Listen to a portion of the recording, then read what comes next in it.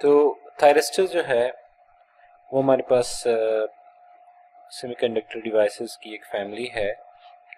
जिस तरह हमारे पास है डायोड, ट्रांजिस्टर्स है। ट्रांजिस्टर एक फैमिली है। इसी तरह थायरिस्टर जो है वो एक फैमिली है हमारे पास। कई सारे कंपोनेंट्स इस फैमिली के अंदर है, जैसे फॉर एग्जांपल हम SCR, silicon control rectifier, GTO, gate turn off thyristor,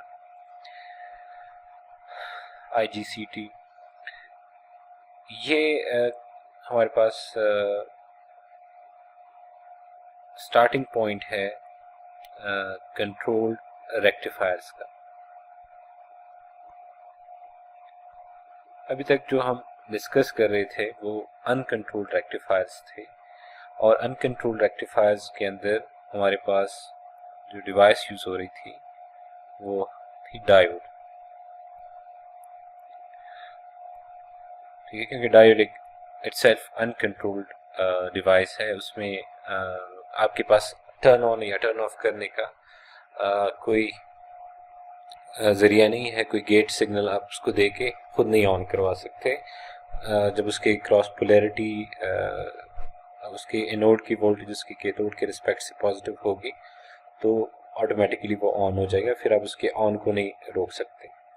लेकिन SCR जो है वो एक ऐसी डिवाइस है जिसको आपके पास उसका टर्न ऑन कंट्रोल जो है वो आपके पास है, वो आप खुद कंट्रोल कर सकते हैं। इवन अगर उसके क्रॉस वोल्टेज पॉजिटिव भी हो जाए, anode to cathode voltage, still आप उसको नहीं ऑन करवाना चाहते, इट्स अप टू यू। लेकिन टर्न ऑफ जो है,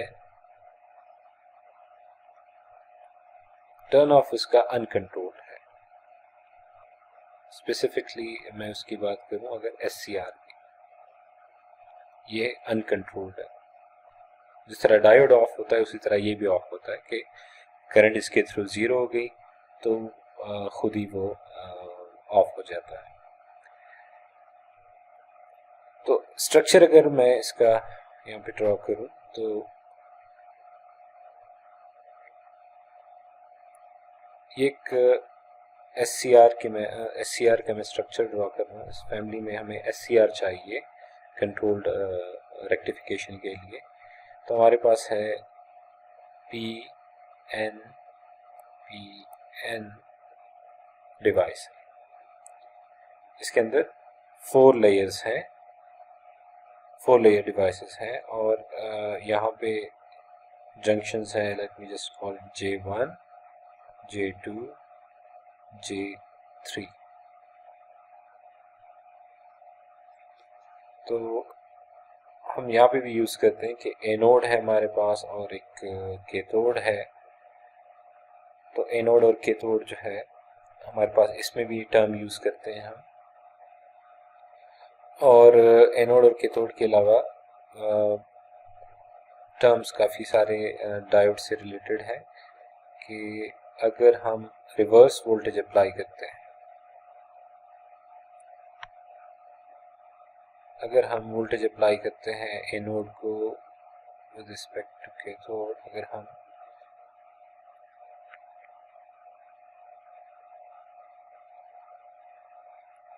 नेगेटिव वोल्टेज अप्लाई करते हैं तो उसके नतीजे में ये क्या होगा, रिवर्स बायस। ये रिवर्स बायस हम इसको भी कहेंगे। जंक्शन J1 जो है ये रिवर्स बायस हो जाएगा, और जंक्शन J3 जो है ये भी रिवर्स बायस होगा, और J2 जो है क्योंकि ये दोनों रिवर्स बायस है तो कोई करंट इसमें से फ्लो नहीं करेगा।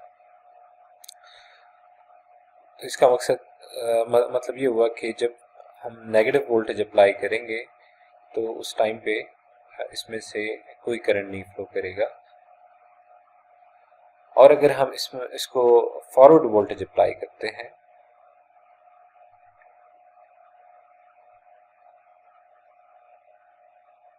PNPN,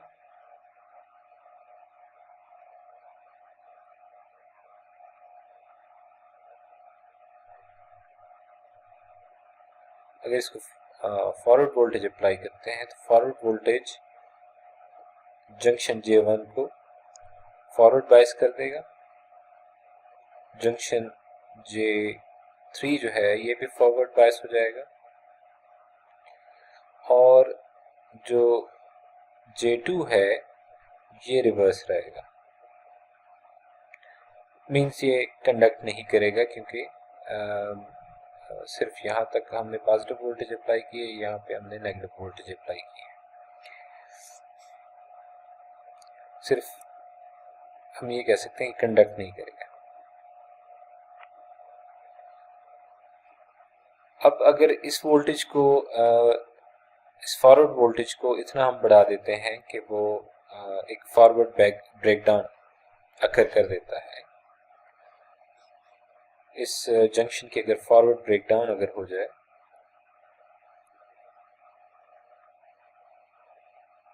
तो फिर एनोड टू कैथोड जो है वोल्टेज फ्लो कर सकता है। इसको अगर मैं ग्राफिकली बनाना चाहूँ तो ये है let's say voltage across the thyristor, और ये है current through the thyristor, we just call it IT। और सिंबल जो है थायरिस्टर का डायोड की तरह है, लेकिन उसके साथ जो है एक गेट टर्मिनल भी बना होता है। सो एनोड, दिस इज कैथोड, ठीक है। और जो गेट टर्मिनल है वो यहाँ पे इस P एलिमेंट के साथ जो है वो कनेक्ट होता है। इसको हम देख लेते हैं। तो anode with respect to cathode जो है वोल्टेज अगर नेगेटिव है तो इसमें से इस डायरेक्शन में से कोई करंट नहीं फ्लो कर सकती, कैथोड टू एनोड करंट नहीं फ्लो कर सकती। हमारे पास जो है एक जीरो या लिमिटेड करंट जो है वो उसमें से फ्लो करेगा। और जब इसका let's say reverse breakdown voltage बिल्कुल जिस तरह डायोड का होता है, अगर रिवर्स ब्रेकडाउन वोल्टेज है तो ये हमारे पास उस पॉइंट पे करंट इस्टेब्लिश कर देगा, हाई करंट, क्योंकि ब्रेकडाउन करंट है। अच्छा, अब डायोड में हमारे पास ये होता था कि जब भी फॉरवर्ड वोल्टेज हमारे पास आती थी, फॉरवर्ड वोल्टेज जब भी आती थी तो वो उधर से कंडक्ट करना शुरू कर देता था। ये डायोड का बिहेवियर था, उसे किसी की परमिशन की जरूरत नहीं थी। अब यहाँ पे ये है कि अगर हम फॉरवर्ड वोल्टेज भी अप्लाई करते हैं तो स्टिल कुछ लीकेज करंट फ्लो करना शुरू कर देगी, लेकिन एक प्रॉपर करंट इस्टेब्लिश नहीं होगी, क्योंकि जंक्शन J2 जो है वो कंडक्ट नहीं करता इवन फॉरवर्ड वोल्टेज के लिए। लेकिन जब भी इस J2 का फॉरवर्ड ब्रेकडाउन होगा, जब भी इसका ब्रेकडाउन वोल्टेज आएगा, उसके बाद से ये कंडक्ट करना शुरू कर देगा और इसकी वोल्टेज जो है, जो इस थायरिस्टर के क्रॉस वोल्टेज है वो कम होना शुरू हो जाएगी। पहले लेट्स से हमने साथ में एक रेजिस्टर भी ऐड कर देते हैं ताकि ये पता चले कि बाकी वोल्टेज उसके क्रॉस चली जाती है। इससे ये तो बाकी वोल्टेज उसके क्रॉस चलती है और वोल्टेज क्रॉस से थायरिस्टर जो है वो कम होती है, और फिर जैसे जैसे आप वोल्टेज को बढ़ाते जाएंगे वैसे वैसे करंट जो है वो साथ ही साथ बढ़ती जाएगी। तो ये हमारे पास आ गए, इसको हम कहते हैं VI characteristics of SCR, silicon control rectifier. और सिलिकॉन कंट्रोल रेक्टिफायर को हालांकि थायरिस्टर एक पूरी फैमिली है, सिर्फ इसमें SCR नहीं है, लेकिन जो SCR है उसकी एप्लीकेशन इतनी ज़्यादा है और इतना एक डोमिनेंट मेंबर है कि नॉर्मली लोग SCR को थायरिस्टर सिर्फ थायरिस्टर SCR को समझते हैं, तो इंटरचेंजेबली ये वर्ड यूज करते हैं कि थायरिस्टर और SCR। तो एक तो मैंने ये बताया कि लेट्स से फॉरवर्ड वोल्टेज जो है ब्रेकडाउन तक आप पहुंच गए तो तब ये, तो फॉरवर्ड ब्रेकडाउन से पहले अगर हमें इसको ऑन करवाना है, लेट्स से उसकी क्रॉस वोल्टेज ये है जो कि लेस देन ब्रेकडाउन है, और फिर हम इसको जो है ट्रिगर करते हैं गेट सिग्नल। ये जो गेट सिग्नल है इसके ऊपर हम एक गेट पल्स देते हैं। जब इसके ऊपर हम एक गेट पल्स देते हैं तो इस वोल्टेज से इस पॉइंट से वो ऑन होना शुरू हो जाता है। वोल्टेज उसके क्रॉस कम होती है, करंट उसके थ्रू बढ़ना शुरू हो जाता है और फिर यही रिस्पॉन्स रहता है। तो ये अगर हम गेट पल्स अप्लाई करते हैं IG, तो इस तरह से हमारे पास ये एक्ट करता है कि अगर फॉरवर्ड वोल्टेज, हमें यहाँ से क्या इंडिकेशन मिलती है कि ये क्या करता है, इसको ऑन करने के लिए ऑन क्राइटेरिया इसका क्या है, ऑन क्राइटेरिया है कि इसका एनोड टू कैथोड वोल्टेज,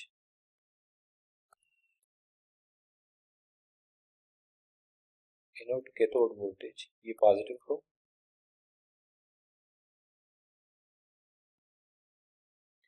ये पॉजिटिव हो, ताकि जो जंक्शन J1 और J3 है ये दोनों फॉरवर्ड बायस हो। ये पहला क्राइटेरिया है। दूसरा क्राइटेरिया ये है कि आप उस टाइम पे, उसी टाइम पे आप एक गेट पल्स जो है वो अप्लाई करें। तो जब इसके गेट टर्मिनल को आप गेट पल्स अप्लाई करते हैं तो उसके बाद ये कंडक्शन शुरू कर देता है। तो ये हमारे पास क्राइटेरिया है इसको टर्न ऑन करने का। टर्न ऑफ मैंने बताया कि वो हमारे कंट्रोल में नहीं है। जब भी डायोड जो है डायोड की तरह ये ऑफ होगा, जब भी इसके थ्रू करंट जीरो होगा वो आइडियली वो उसको हम कहेंगे कि ये टर्न ऑफ होगा। एक पैरामीटर, एक टर्म यहाँ पे मैं ऐड कर देता हूँ इसके टर्न ऑफ से रिलेटेड कि लेट्स से इस थायरिस्टर के थ्रू यहाँ पे करंट फ्लो कर रहा है और ये करंट जो है धीरे धीरे कम हो रहा है। तो एक वैल्यू होती है जिसे हम कहते हैं holding current, IH, holding current. ये होल्डिंग करंट इसके डेटा शीट में मेंशन होती है।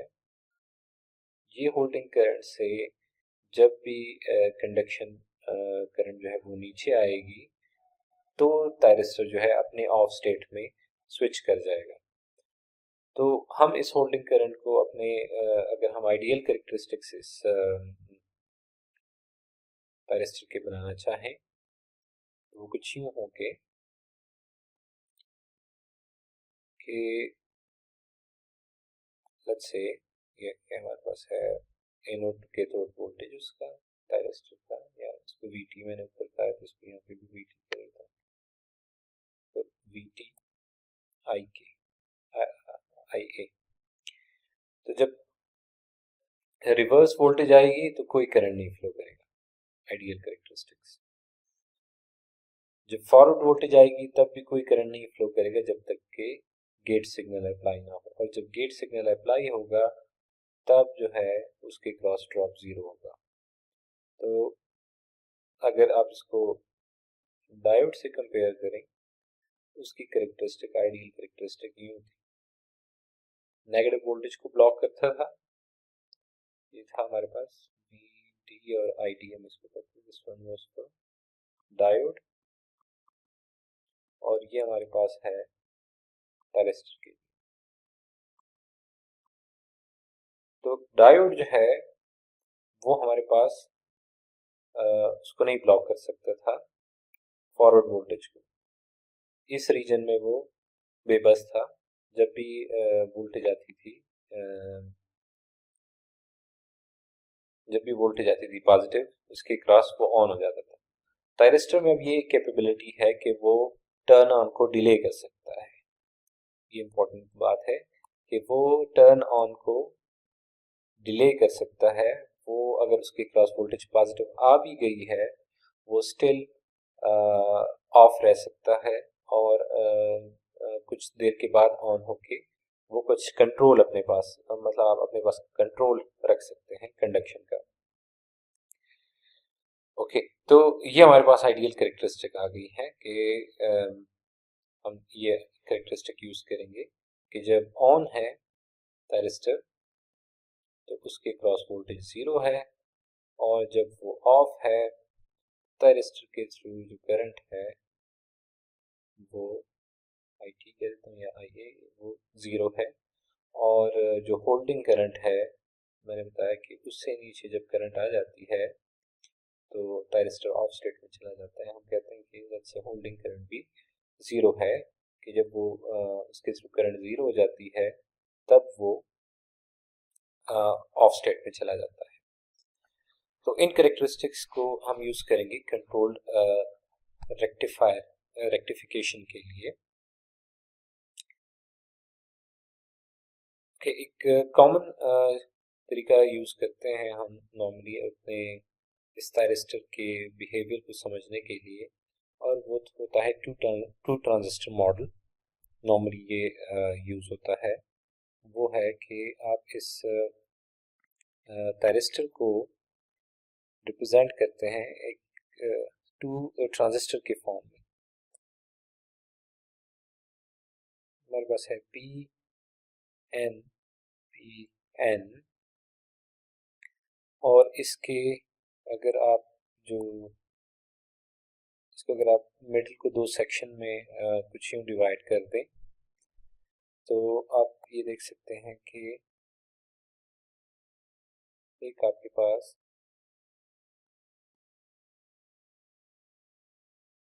पी एन पी, और एक आपके पास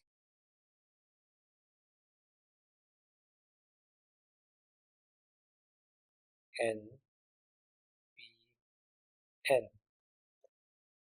इसको दो टू ट्रांजिस्टर मॉडल हम कहते हैं कि जो मिडिल के दो जो है इसको अगर आप कुछ यूं डिवाइड कर दें दो पीसेस में, ये आपके पास एनोड और ये आपके पास कैथोड। तो इस टू ट्रांजिस्टर मॉडल से आप इसके बिहेवियर को समझने में आसानी होती है। ये आप इसे आसानी से समझ सकते हैं। तो नीचे एक ट्रांजिस्टर है एन पी एन,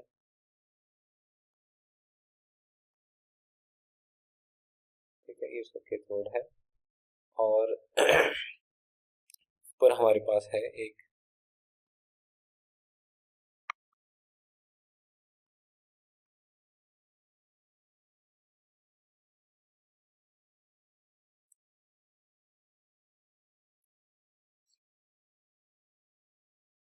इसके ओरिएंटेशन में दूसरी तरफ।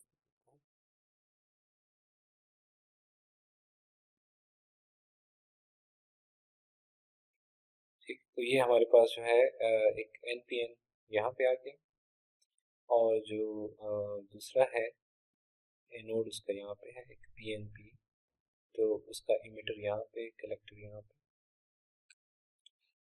और इस ट्रांजिस्टर का जो बेस है वो दूसरे के कलेक्टर के साथ कनेक्टेड है, और इस पहले वाले का जो बेस है वो ऊपर वाले के कलेक्टर के साथ कनेक्टेड है। तो ये कुछ यूं कॉन्फ़िगरेशन बनती है, और यहाँ से जो करंट आ रही है उसको हम कहते हैं कि ये थायरिस्टर करंट जो है यहाँ से फ्लो करके यहाँ तक आती है कैथोड तक। तो इस ये एनपीएन और ये वाला पीएनपी ट्रांजिस्टर, तो जब करंट फ्लो करता है, हाँ, और ये जो पी है, सॉरी, इसके साथ हमारे पास होता है गेट। ये हमारे पास गेट है। ओके, तो अगर हम फॉरवर्ड बायस की बात करें तो जब फॉरवर्ड वोल्टेज अप्लाई करते हैं और जो है हमारे पास करंट इसके बेस में से अगर नहीं फ्लो करता है यहाँ तक,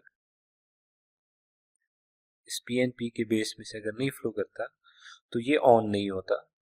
सिमिलरली अगर इसके एनपीएन की बेस में अगर कोई करंट नहीं, इसके बेस पे कोई करंट नहीं है तो ये ऑन नहीं होता। अब गेट का इफेक्ट क्या है वो समझते हैं कि अगर हम कोई गेट के ऊपर कोई करंट अप्लाई कर देते हैं आई जी, वो फॉरवर्ड बायस कर देता है इस बेस इमिटर जंक्शन को, इधर से करंट फ्लो करवा देता है। तो अगर इधर से करंट फ्लो करवा देता है तो इसका मतलब ये ऑन हो जाता है, और इसका जो करंट है, let me call it IC1, ये अगर इसको Q1 कहते हैं कि फर्स्ट ट्रांजिस्टर है और इसको Q2 कहते हैं, तो IC1 अगर फ्लो करेगा तो इसका मतलब Q2 का जो बेस करंट है IB2 वो फ्लो कर जाएगा। और अगर इसका बेस करंट फ्लो करेगा तो ऑफ कोर्स जो है यहाँ से कलेक्टर करंट IC2 जो है वो भी फ्लो करेगा।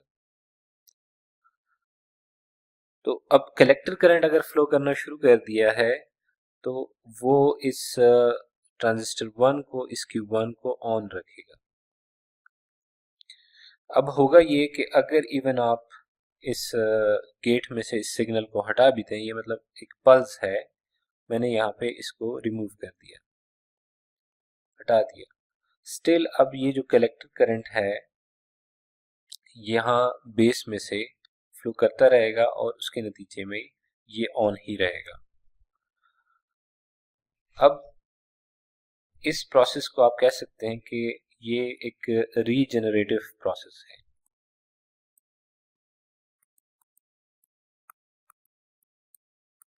रीजेनरेटिव टर्न ऑन आप इसको कहते हैं कि आपने सिर्फ पल्स अप्लाई की, लेकिन इसको उससे ऑन हुआ, लेकिन उसको ऑन रखने के लिए फिर इसकी ज़रूरत नहीं है, मतलब कुछ टाइम के लिए ज़रूरत है कि इस कलेक्टर करंट को इतना टाइम मिले कि ये इस बेस इमिटर में से इस्टेब्लिश हो जाए, और उसके बाद आप इसको रिमूव भी कर दें, स्टिल ये ऑन ही रहेगा। तो SCR का जो टर्न ऑन है उसके लिए आपको पल्स मेंटेन रखने की ज़रूरत नहीं है, सिर्फ इतने टाइम के लिए कि ये कम्प्लीटली टर्न ऑन स्टेज में आ जाए। एक बार ये अपने टर्न ऑन स्टेज में आ जाए तो फिर आप गेट सिग्नल को रिमूव कर भी दें, फिर भी ये ऑन ही रहेगा, अपने ऑन स्टेट के अंदर ही रहेगा। तो SCR के हम जो इस कोर्स के अंदर यूज़ करेंगे कंट्रोल रेक्टिफिकेशन के लिए, उसमें ये फीचर हम यूज़ करेंगे, ये आइडियल कैरेक्टरिस्टिक्स हम यूज़ करेंगे कि उसके क्रॉस वोल्टेज को ज़ीरो एज्यूम करेंगे जब वो कंडक्शन मोड में हो, और वो उसके थ्रू करंट को ज़ीरो एज्यूम करेंगे जब वो ऑफ स्टेट में हो, होल्डिंग करंट को ज़ीरो, और गेट सिग्नल जो है वो हमें कुछ टाइम के लिए ऐड करनी पड़ती है, और उसके बाद जब हम वो रिमूव करते हैं वो स्टिल ऑन ही रहता है।